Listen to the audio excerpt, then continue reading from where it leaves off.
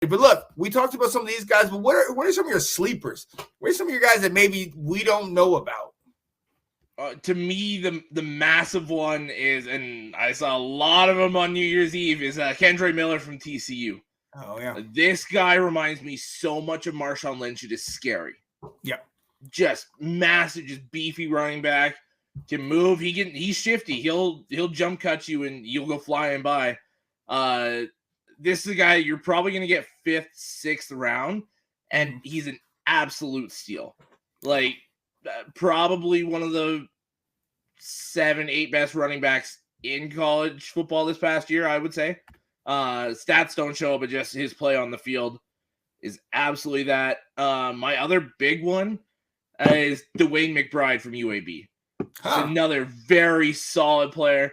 I didn't know much about him, and then just looking at all these lists and everything, he's up there 6, 7, 8 on a lot of these lists. So I went and watched his tape, and he's good. He's as advertised by some of these guys. Very second leading rusher in the country. Yep, 1,700 yards, right behind Roberts, for Air Force. Yep. No, yeah. Oh, absolutely. I got to go with the guy that you and I have talked about out of Minnesota, Muhammad Ibrahim. Oh, yeah. I love that guy. I've always kind of followed him. He was number 3. He had 1,600 yards on the ground. You know what I mean? He's a bruiser, man. And if he can stay healthy, he's one of those guys that you could. I mean, the Earl Campbells, Derrick Henry, those Jerome guys Bettis. are kind of Jerome Bettis. These guys are kind of becoming extinct. It's becoming more of a league where it's a 2-headed monster, somebody that can catch the ball in the backfield. It's not as many, big bruisers that like a Derrick Henry that's just or Jonathan Taylor is gonna straight down your throat each and every play. And so you're kind of looking for those other things, man. But man, I love that pick. I have to go there. My other guy, where was it? Christian Okoye, that comment there. Oh, yes. Absolutely. Chrissy, yes. Absolutely. Love Nigerian me a Christian nightmare. Okoye. You know who else I'm looking at? That's what I'm sorry, my list went out. Evan Hall. Evan Hall showed up as of late, and I'm telling you, he's a sneaky. I don't know. I went way back with this one, and it reminds me of a Glenn Milburn, of the Broncos. Okay. Kind of he's a little scat back, running back. Maybe put him in a return game. He showed out in the Senior Bowl, and I'm kind of like, okay, yeah. I noticed him a few times at Northwestern. Right. But see, that's the thing. Unless you're in the Big Ten, unless you're playing him, he's not gonna get all that attention. So, I'm interested to see. You got a number of names on this list. Zach Evans, I know, has been getting a lot of praise. Rashawn Johnson out of Texas. He's getting a lot lately, Johnson. And I've watched some of his tape, and I like what he has. He doesn't have elite speed. Vision is good, but I mean, when he puts his foot down, he lowers his shoulders. The guy is a bruiser. He can make moves. What have you seen in him that you think would warrant him to kind of move up? To me, it's exactly what you just said. That one cut ability to just put your foot down and go. Yep. He's not gonna sit and jump side to side and wait. If there's no hole there, he's gonna go make his own hole. Right. He's gonna plant his foot, go drive his shoulder down, and try and get you as many yards as he can.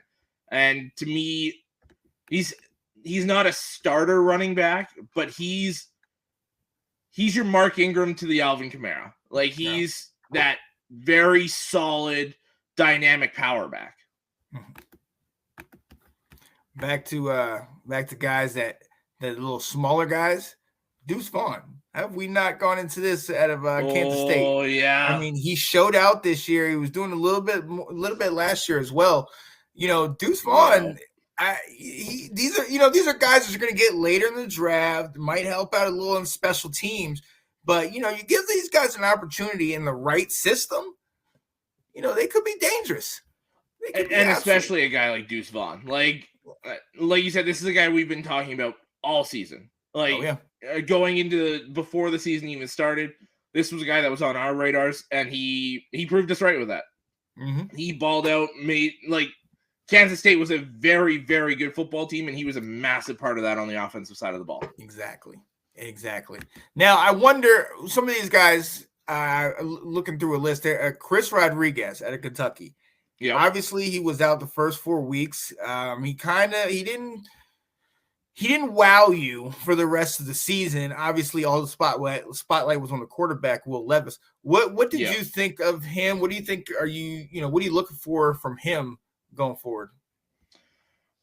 To me, he's a tough one because for both him and Levis, I would say go back and watch the 2021 tape, not the 2022 tape. Yeah, because that offensive line this year was bad, and that's the thing is the offense was better without Rodriguez because Rodriguez needs to play behind at least a good offensive line where those holes are there and he doesn't have to figure it out on his own.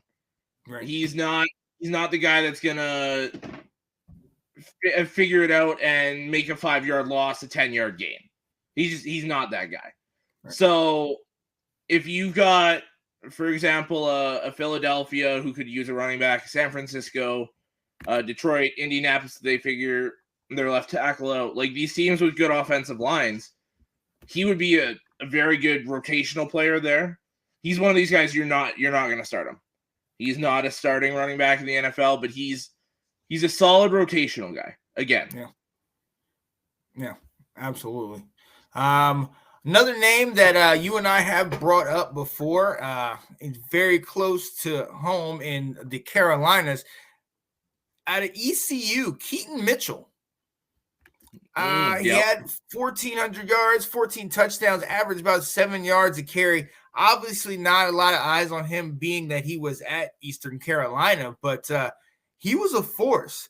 A number of games he had 4 touchdown, ball games where, and as usual, my guy went silent. But look, Keaton Mitchell, honestly, I think he can truly contribute to a team that's not only a running back that can run between tackles, but also is definitely it just all of a sudden it was like something went wrong and I hit right away. I was just like, I have no idea what happened there, but hey, it had to happen once a game. I'm good with that, man. Oh yeah. So, but yeah, Keaton Mitchell out of Eastern Carolina. I'm really eager to see what he does in the combine, and he's a dual threat. He is exceptionally well in the pass game, and he can definitely run up between the tackles. So I want to see what he brings to the table. Oh man. So yeah, those are our. Do you have any other sleeper backs here? To me, the one I'll say is Kenny McIntosh out of Georgia. Right. Is another one of these solid Georgia running backs where they rotated guy after guy after guy, and they're all very, very good. I mean, that's what happens when you recruit 5-star after 5-star. Right. But it's a guy that hasn't had to run the ball very much. So his legs are still pretty fresh. And he's another one of those kind of, I wouldn't quite call him a bruiser. I'd call him more, he's a very physical back. Yeah. He's not afraid to shy, or he won't shy away from contact. He's not afraid to go in between the tackles, lower his shoulder, and get you that first down. And he's a guy that, since he hasn't played much, there's not too much tape on him, probably going to go round 5, 6, 7, might even slide into the undrafted category, but it's another very good running back that you could steal late. Exactly. And Georgia, I mean, you talk about running back they're pulling out running backs left and right. Yeah. You look at James Cook from a year ago, who he started to show up late in the season for Buffalo and help them along when they really needed him. So, watch out for McIntyre and to see what he brings to the table. But, there's a bunch of guys, Eric Gray, Oklahoma, McIntyre, Keaton Mitchell, Troy Evans out of Louisville, Travis Dye. I want to see.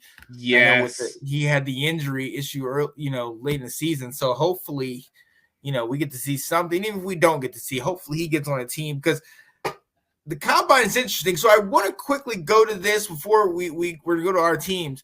But so there is certain people that have an issue with the combine. They're kind of like, some of these drills, is it necessary? What does this show? Everything.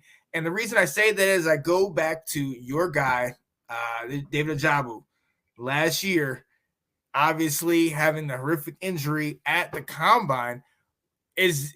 What do you think about people that say like that kind of comment? It's tough because in the case of Ojabo, that he's going to be a guy that puts his hand in the dirt and goes right after the passer. Mm-hmm. So to see him drop in coverage is a little unnecessary.